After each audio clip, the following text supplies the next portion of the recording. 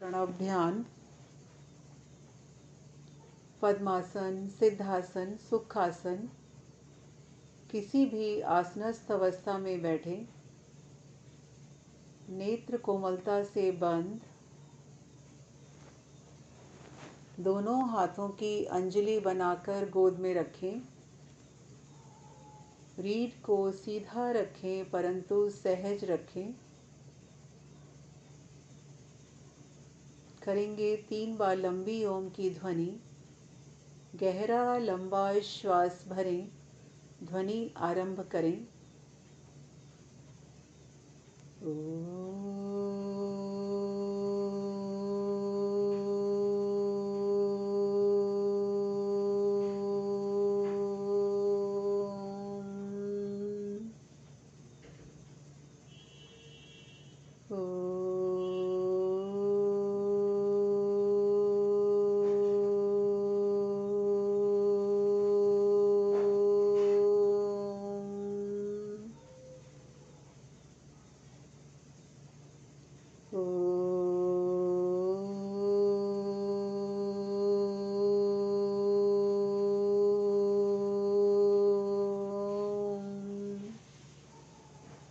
शांत, धीरे धीरे अपने भावों में देह की आकृति को लाते जाएं।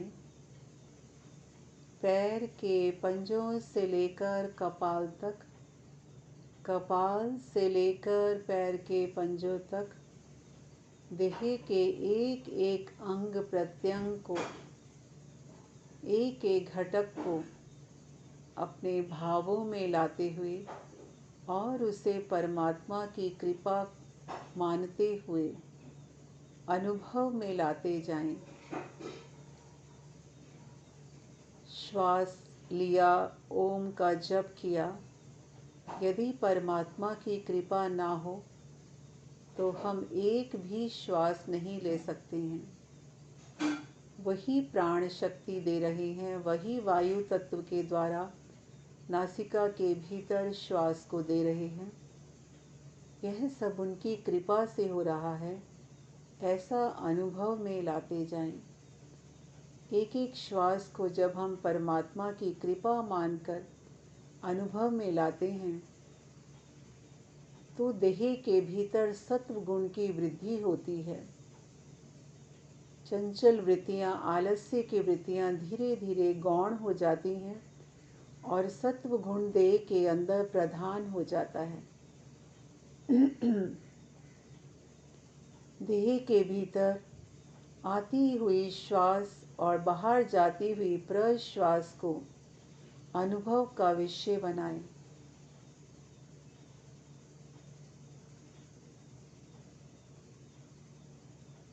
इस श्वास प्रश्वास की क्रिया के साथ परमात्मा के निज नाम ओम को जोड़ दें। ओम परमात्मा का मुख्य नाम।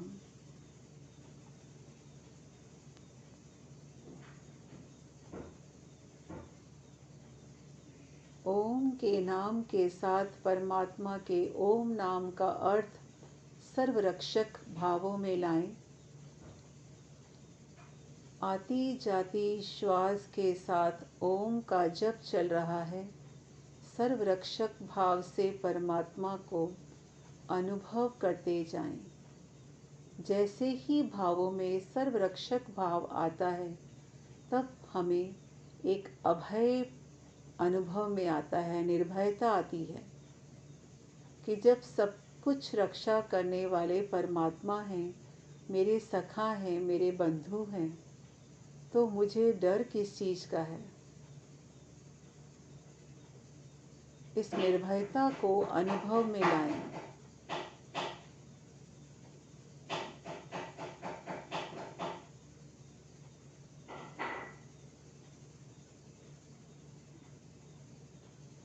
धीरे धीरे श्वास आती जाती श्वासों पर ध्यान हटाकर अब ध्यान को अपने श्रोत्रों पर लाएं। जहाँ से दिव्य नाद को अनुभव में लाएं। दिव्य नाद, दिव्य शब्द आरंभ में साधक को जब यह अभ्यास शुरू करना होता है तो दिव्य नाद और दिव्य शब्द की पहचान नहीं होती है, यह भीतर से होता है। अनुभव करें, यदि बारिश का मौसम है और पार्क में जहाँ पानी भरा हुआ है, ऐसा चिंतन में लाएं। वहाँ हल्की हल्की आपको एक आवाज़ झिंगुर जैसी आती है। इसी प्रकार अपने कानों में अब उंगली लगाकर कानों को बंद करें और इसका अनुभव करें। फिर कान को खोलें और बंद करें। इस प्रकार 3-4 बार करने से जो बंद कानों में आपको आवाज़ सुनाई देती है, वो एक भीतर की आवाज़ है जिसका अभ्यास बिना उंगली लगाए भी साधक को हो जाता है। इस दिव्य नाद और दिव्य शब्द को अनुभव में लाएं। यदि किसी को न सुनाई दे तो किसी भी तरह की परेशानी न हो। आप केवल आती जाती श्वासों के साथ ओम का जप करते रहें।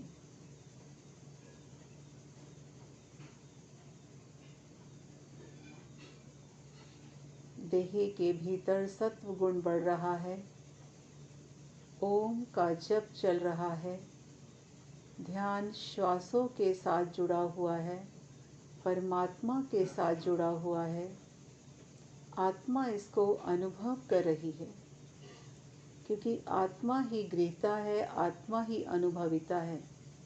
जो भी आपको सुख की अनुभूति, स्पंदन, कंपन, अंदर जो भी आपको अनुभव हो रहा है, क्योंकि जब विचार शांत होते हैं तो एक आनंद की अनुभूति होती है, उसे आत्मा अनुभव कर रहा है। क्योंकि अनुभव केवल चेतन स्वरूप करता है। देह के अंदर जो भी हो रहा है जड़ सब कुछ है ये, लेकिन अनुभव केवल आत्मा कर रहा है। पहले की भांति हमने ईशोपनिषद के सूत्रों पर चिंतन किया था। आज एक नया सूत्र हम लेंगे, जिस सूत्र में परमात्मा के बारे में बताया गया है। और इस सूत्र में यह समझाया गया कि परमात्मा चलायमान भी हैं और परमात्मा स्थिर भी हैं।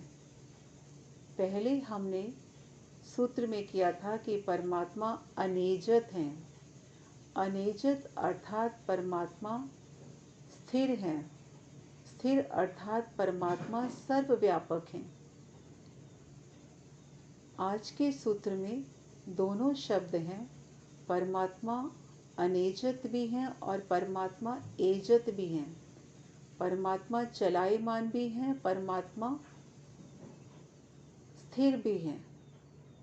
परमात्मा अंदर भी हैं, परमात्मा बाहर भी हैं। अंतः सर्वस्य भी हैं और बाहता भी हैं। परमात्मा दूर भी हैं और परमात्मा निकट भी हैं।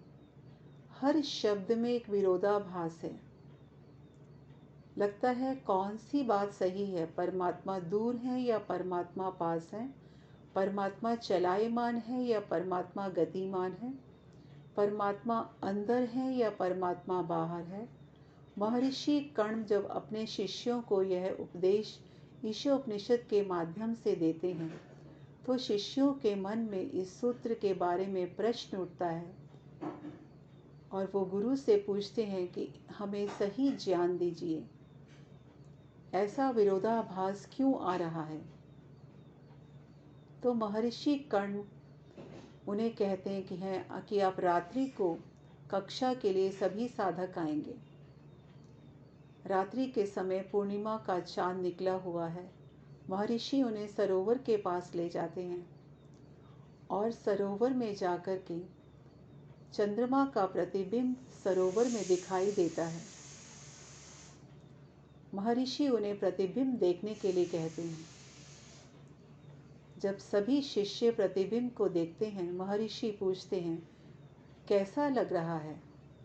स्थिर है या चलायमान है, चल रहा है, गतिमान है? शिष्य बोलते हैं, स्थिर है, गति नहीं है। फिर महर्षि उसके अंदर कंकड़ डाल देते हैं।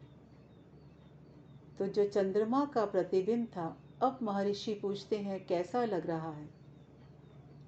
तो शिष्य उत्तर देते हैं कि अब कंपन है, स्थिरता नहीं है, चलायमान है, गति लिख रही है। वही फिर महर्षि समझाते हैं, इसी प्रकार जब हमारा मन स्थिर होता है, जब हमारा मन एकाग्रचित होता है, तो हम परमात्मा को सर्वव्यापकता से अनुभव कर पाते हैं। हम छल कपट नहीं करते हैं, उसे अंदर और बाहर अनुभव करते हैं। लेकिन जब हम छल कपट करते समय उसकी अनुपस्थिति समझते हैं, उसकी उपस्थिति को अनुभव नहीं करते हैं, तब हम छल कपट भी कर जाते हैं। हम सोचते हैं कि वो हमें नहीं देख रहा है, उसके अंदर बाहर की उपस्थिति को भूल जाते हैं। इसी प्रकार परमात्मा दूर और समीप, परमात्मा तो समीपतम है। जब हम इतना सूक्ष्म है, आत्मा से भी सूक्ष्म है, सूक्ष्मतम से सूक्ष्मतम कोई भी वस्तु है तो परमात्मा है। इसीलिए वो सर्वज्ञ है, सब कुछ जानते हैं, सर्वव्यापक हैं। जड़ में, चेतन में, पूरी सृष्टि में, जहाँ तक आपकी दृष्टि जाती है, इस लोक क्या हर लोक लोकांतर में परमात्मा व्यापक है। यह अनुभव की बात है, यह मन की स्थिरता की बात है, यह विचारों की बात है। हम हर भजन के माध्यम से यही गाते हैं कि वो परमात्मा सर्वव्यापक हैं, सर्वज्ञ हैं, सब कुछ जानते हैं, सूक्ष्मतम हैं। इसी प्रकार परमात्मा स्थिर होते हुए, सर्वव्यापक होते हुए, अंदर बाहर, दूर समीप, सब कुछ जानते हुए, ऐसे व्यापक परमात्मा को अनुभव में लाएं। इस ध्यान की प्रक्रिया में भी जब हम पिंड के भीतर जब अनुभव में लाते हैं, एक एक अंग को अनुभव करें और सोचें कैसे नस नाड़ियों में रक्त चल रहा है, कैसे रक्त ऑक्सीजन को लेकर के मेरे नाखून से लेकर बालों के छोर तक उसे कैसे पहुंचा रहा है, स्नायु तंत्र में कैसे मेरी बुद्धि काम कर रही है, कैसे वहाँ से संकेत आ रहा है कि मैं वाणी से बोल पा रही हूँ, कैसे मेरे श्रोत्र बाहर से श्रवण कर रहे हैं, किस प्रकार नेत्रों को मैं जब खोलती हूँ पलक को झपकते ही बंद हो जाता है और नेत्र खोलती हूँ तो सारा दृश्य नजर आता है। इतनी छोटी छोटी क्रियाएं क्षण क्षण में हो रही हैं। इसको अनुभव करना है, परमात्मा को अनुभव करना, उसके हर घटक को अनुभव करना, जिससे आत्म तत्व, आत्मा उसको अनुभव करेगी और आनंद को अनुभव करेगी। यही उसकी सर्वव्यापकता है, सर्वज्ञता है। सर्वज्ञ का अर्थ सब कुछ जानता है। तभी तो जब हम छल कपट करें या झूठ बोलें, द्वेष करें, तो उसी समय अनुभव में लाएं कि जब सर्वव्यापक परमात्मा की दृष्टि सब जगह मुझे देख रही है, तो मैं ऐसा गलत कार्य क्यों कर रहा हूँ। जब शुभ कार्य करते हैं तो प्रसन्नता और उत्साह से भर जाते हैं, क्योंकि परमात्मा की प्रेरणा दोनों समय आती है। छल कपट करते समय भय लगता है, शंका आती है, संशय आता है, करूँ ना करूँ। और जब हम अच्छा कार्य करते हैं, निष्काम सेवा करते हैं, किसी की सेवा करते हैं, किसी को सुख और प्रसन्नता देते हैं, तो उत्साह और प्रेरणा भी परमात्मा देते हैं। परमात्मा सेवर यही करते हैं, परंतु कर्मों में स्वतंत्र रखा है परमात्मा ने। बुद्धि से निश्चय करो, मन को संकल्प विकल्प में रहते हुए भी करूँ ना करूँ, तभी वो इंद्रियों के साथ फट से जुड़ जाता है। उसको तो करना ही है। जड़ है लेकिन इंद्रियों के साथ मन ही जुड़ता है। मन जुड़ता है, इंद्रियों से काम करवाता है और बुद्धि निश्चय करती है। अंदर बैठा हुआ आत्मा इन सब को अनुभव करता है। किसके द्वारा अनुभव करता है? चित्त के द्वारा अनुभव करता है। चित्त पर संस्कार पड़ता जाता है। जो भी कर्म करते जाएंगे चित्त पर संस्कार पड़ता जाएगा। छल कपट किया तो छल कपट का संस्कार, निष्काम सेवा की तो निष्काम सेवा का संस्कार। इसी तरह उसकी सूक्ष्मतम से सूक्ष्मतम उपस्थिति को अनुभव में लाएं। अंदर बाहर दूर समीप चलायमान स्थिर सब कुछ, जड़ में चेतन में चर अचर जगत सभी में, सब में परमात्मा है सब उसी की ही रचना है। मैं मेरा कुछ नहीं, ऐसा भावों में लाते जाएं। तो आज जो हमने यह चिंतन किया, इस चिंतन को अपने चित्त का शुद्ध संस्कार बनाएं, मानस पटल पर लाएं। मैं 1 मिनट के लिए मौन होती हूँ और इसे अपने चित्त का संस्कार बनाएं।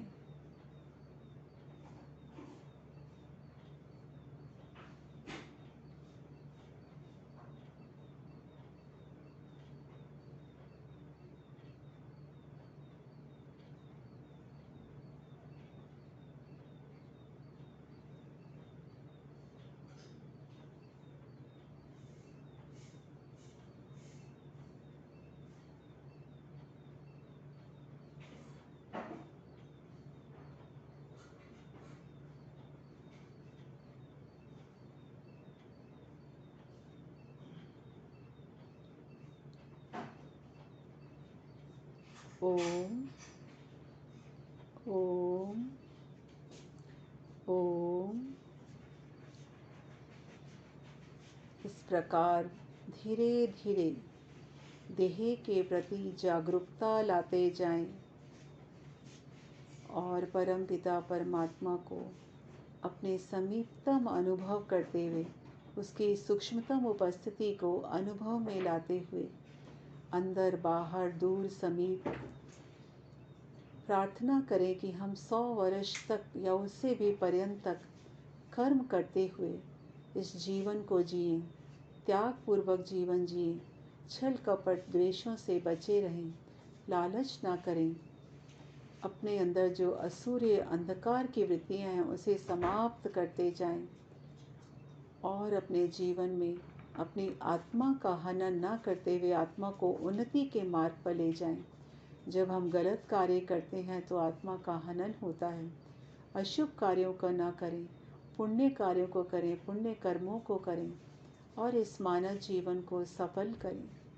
क्योंकि हम कह तो देते हैं मोक्ष का लक्ष्य है, मोक्ष को पाना है, एक जन्म में नहीं मिलता, ना जाने हजारों कितने जन्म लगते हैं उस स्थिति तक सारे क्लेशों को दग्ध बीज करने में। लेकिन हमें हिम्मत न हारते हुए परमात्मा को अपने साथ अनुभव करते हुए, उनके निर्भयता को अनुभव में लाते हुए अपनी यात्रा को अग्रसर करना है। बूंद बूंद से घड़ा भरता है। अभ्यास करते जाएंगे तो वो समय भी आ जाएगा। तो आइए परमात्मा से प्रार्थना करते हुए दोनों उंगलियों में हलचल उत्पन्न करें, दोनों हाथों से ऊष्मा उत्पन्न करें। इस ऊष्मा को अपने नेत्रों पर, मुखमंडल पर स्पर्श करें। प्रार्थना करें हम सबकी साधना बनी रहे, सबका दिन शुभ हो, सबका दिन मंगलमय हो। ओम शांति ही शांति ही शांति ही।